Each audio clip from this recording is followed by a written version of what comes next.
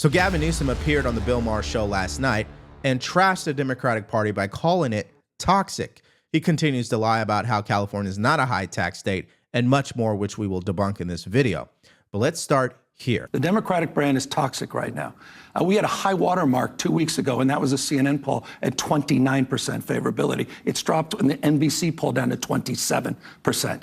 It's one thing to make noise, but you also have to make sense. And I think with this podcast and having the opportunity to dialogue with people I disagree with, it's an opportunity to try to find common ground and not take cheap shots. I'm not looking to put a spoke in the wheel of their, or at least a crowbar in the spokes of their wheel to trip them up, to your point.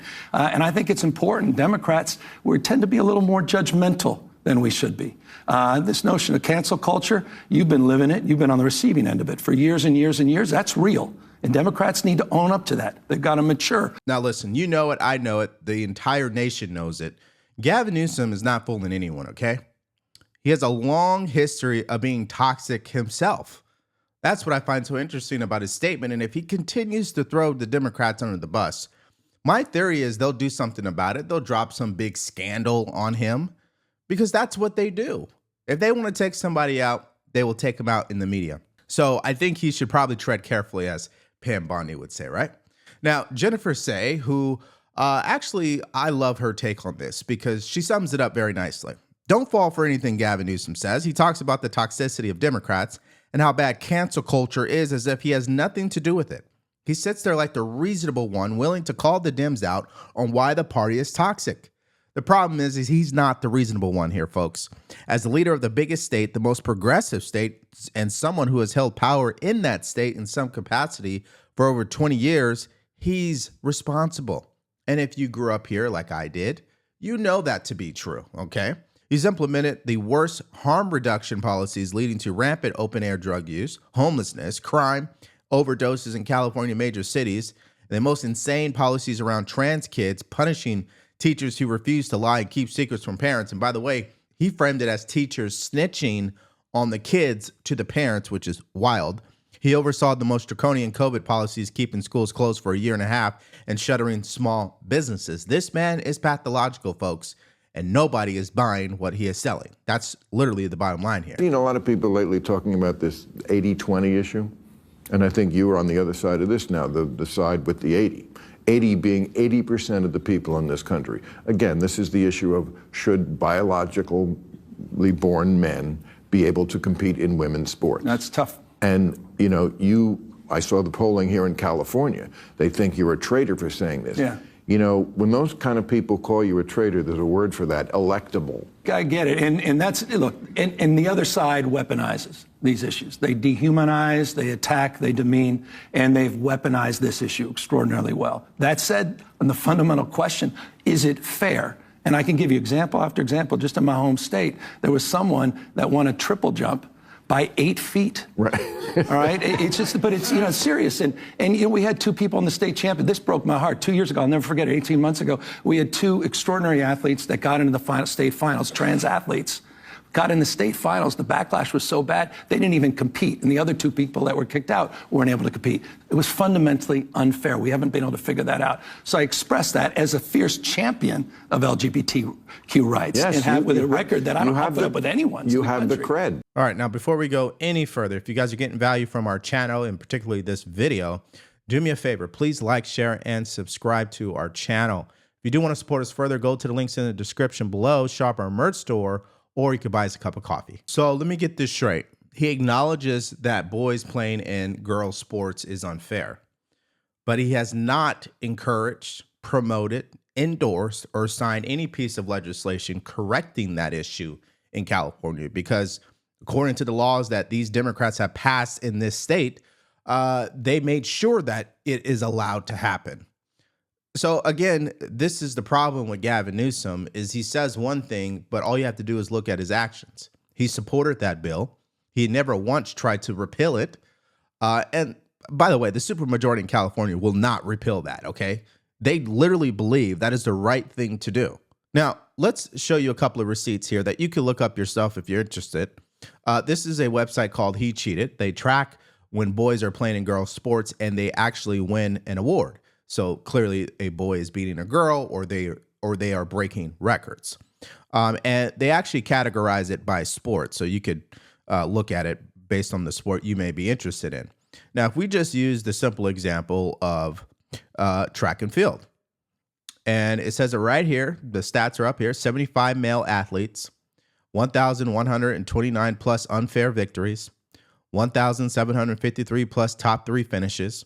So when they say, oh, well, this doesn't really matter. No, these are official competitions where these numbers are showing up. And if you actually scroll down here, it'll give you the names of these individuals and the date that it occurred and where it occurred. Yeah, so one thing that I always think about when this debate occurs is why haven't people who truly want boys to play in girls' sports, why have they not advocated for a co-ed league? Why not try to change that instead? Why are you infringing upon the actual standards that are held for girls? Just go make your own league. And if girls or men want to play in that league with a trans athlete, they can do that.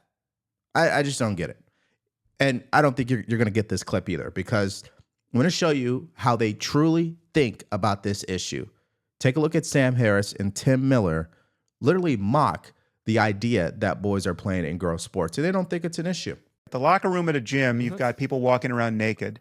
And if you have women who say, listen, I do not want to be walking around naked with a person, however he or she identifies, who's got male equipment, right? I just don't want that in my locker room. I got to tell you, Sam, there's a lot of people with male equipment that I don't want to see when I'm in the men's locker room, and I'm a gay man. There's a lot of people with male's equipment I'd rather not see. There's a lot of guys with the hair dryer blowing their balls. I'd rather not see that. But that's just life, though. So how do you explain that to people? I don't think you can. All right. There's a mental illness happening on the left, and I'm talking about really progressives, because I don't believe moderate Democrats really go for this. Okay. People with common sense understands privacy. They understand that a female locker room is for females and a male locker room is for males. Okay. So I don't know why he's trying to compare that experience, but hey, maybe you guys can make sense of that in the comment section below. Now, what's interesting is that even though Gavin Newsom is making his rounds and trying to rebrand himself, that's not stopping President Trump and his administration from investigating states that are continuing to violate his executive order. Yeah, it's not just boys playing in girls' sports that is the issue here, folks. It's also that states like California and Maine are prohibiting parents from learning when their child is transitioning from one gender to the other, meaning these parents don't even have to tell them. And in the words of Gavin Newsom, that would be snitching. So Linda McMahon is doing what she's supposed to be doing. She has warned Gavin Newsom that if he doesn't comply with federal law, they're going to pull the funding. Let me read you a couple of points that she said in this letter. It was posted by Charlie Kirk here. Quote, allowing participation in sex-separated activities based on gender identity places schools at risk of Title IX violations and loss of federal funding. As governor, you have a duty to inform California school districts of this risk. Also, as Secretary of Education, I am officially asking you to inform this department whether you will remind schools in California to comply with federal law by protecting sex-separated spaces and activities. I'm also officially asking you to publicly assure parents that California teachers will not facilitate the fantasy of gender transitions for their children. Now, she wrote a letter to Gavin Newsom, but she went a step further when it came to the governor of Maine, where she posted this video. Hello, I'm U.S. Secretary of Education Linda McMahon, joined by Parents Defending Education founder and president Nicole Neely. Today, the Department of Education is announcing an unprecedented directed investigation into the Maine Department of Education for alleged violations of the Family Educational Rights Privacy Act, or FERPA. We have heard disturbing reports that dozens of Maine school districts allow for schools to create gender plans that support a student's transgender identity and then hide those plans from parents, claiming they don't fall under education records. That is unacceptable and unlawful, if true. Parents and guardians have the right to access their child's education records to guide and safeguard their child's mental, emotional, and physical well-being, and we will uphold the law. Okay, let me just take a moment because I have something special I want to share with you guys. This right here in front of you is called Blackout Coffee, okay? This is the first coffee brand that I've chosen to actually partner with because you know I'm obsessed with coffee, but let me explain to you why. It's a bold, premium, small batch America First coffee that's brewed right here in the USA. So whether you're grinding through the early mornings like me, long nights like me, or just need the extra jolt of energy, Blackout Coffee has you covered. From rich, dark roasts to cold, ready-to-drink options, everything they make is built to fuel patriots. Here is the most important part. For every bag you buy, they send 2 cups of coffee to active duty military members. And as a thank you for joining the movement, they're giving my listeners 20% off their first order. All you have to do is go to blackoutcoffee.com/Devori or use promo code Devori. Again, that is blackoutcoffee.com/Devori. Thank you, Secretary McMahon. You are absolutely correct that parents have a right to know what is taking place while their children are under the care of school personnel. So many of these complaints were ignored by the previous administration. The practice of leaving parents in the dark while schools push students to undergo so-called gender transitions, and it became all too common. We're proud to stand with you and President Trump as you ensure that the law is being followed and that school districts do not infringe on parents' rights. So this is continuing to be a battle. The last administration ignored it outright, and they allowed these states to get ahead of themselves in regards to the rights that parents have. I find it interesting how the federal government under Biden believed that parents don't have a say in this conversation whatsoever. And so when Gavin Newsom comes out and says one thing, but we can look at his record where he did another thing, it's just not going to work. He will continue to fall on his face. And it's not just this issue. It's also when it comes to taxes. He was on his podcast lying about the fact that California has the lowest taxes, which is out of this world. And if you don't believe me, because I know it sounds crazy, here is Leland on News Nation actually exposing Gavin Newsom for the liar that he is. Take a look. Now his podcast is taking reinvention to a new level and just making stuff up whole cloth. Here he is talking about his state's tax system with New York Times author Ezra Klein. People talk about the high taxes in California. It's just BS. 16 states tax their poorest residents more than we tax our top 1%. 40% of our residents pay lower taxes than in Florida and Texas. 80% of our residents pay slightly above average taxes. So this notion of even being a high tax state is BS. Well, you can believe Gavin Newsom or your lying eyes. The states he mentioned, California has the highest sales tax. California, number 1, 7.25%. Texas, 6.25%. Florida, 6%. Now on to income tax. California has the highest income tax at 13.3% for individuals earning more than $1 million a year. Neither Texas nor Florida have income taxes. So I love that graphic from News Nation, but I'm going to pile on and go a step further. What about all of the taxes in California? If you put all those together, where does the state actually rank? Because according to Gavin Newsom, this is not a high tax state. We know he's lying, but I'm going to show you why he's lying. You can go to this website yourself. It's called taxfoundation.org. And the title of this is called the 2025 State Tax Competitiveness Index. And California is ranked number 48. Think about that.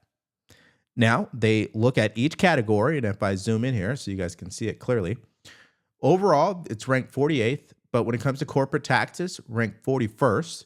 Individual income tax, ranked 49th. Sales tax, ranked 46th. Property taxes, ranked 23rd. And unemployment insurance taxes, 25th. So when you put all that together, again, California ranks where? Number 48. And if you're curious to know what are the top states when it comes to how competitive they are with tax, Wyoming is number 1, South Dakota number 2, Alaska number 3. Those are 3 states I don't believe anybody's really moving to, honestly. But Florida's on that list. Texas is on that list. And you guys could look up the rest yourself. Now, if we look at the lowest ranked, which I just showed you, which was California, the states that are worse than California are New Jersey and New York. So I don't know where Gavin Newsom's going with it. But again, don't pay attention to what he says. Just pay attention to what he is doing and look at the numbers. Okay, so now let's get you guys' answers in the comment section below to this question. What grade would you give Gavin Newsom?